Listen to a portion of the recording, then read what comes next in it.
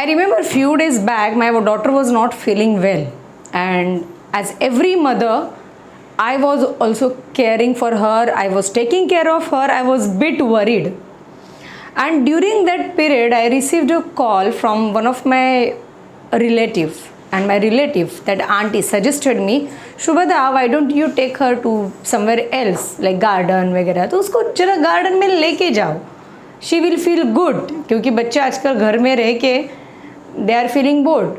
So अंदर से, from internally, I was not feeling that I should take her to the garden or somewhere else during that critical time. But that auntie suggested me and she insisted me, Shubhada, listen to me, you do this. I thought, let's listen to someone else rather than me as a mother. Let's listen to someone else who is experienced. So I listened to her. I listened to someone else. And I took my daughter to garden, nearest garden. There I met my another relative, another auntie. And she said, Shubhada, are you okay? You are taking your daughter out in this situation? Go back, beta, ghar pe jao. I said, again, that auntie is taking care of me. That auntie is suggesting me. I took my daughter back to the home. Now, in both situations, I did not listen to my inner voice. Actually, that was just a story.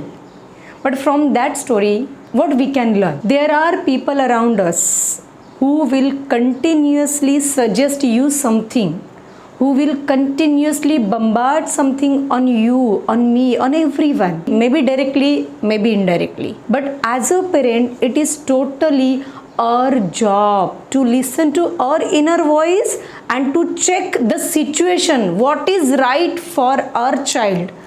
Maybe scolding your child is right for that moment.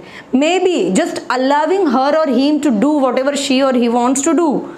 Maybe that is right for your child. Maybe somewhere being strict on them, that is the right choice and decision for your child. Maybe just being with them is the right choice. In such a situation where we actually listen to our inner voice and we act according to our inner voice, we act according to the situation, what is required for our child. In such a situation, there are many people who will label you according to their own beliefs, their own experiences, their own glasses.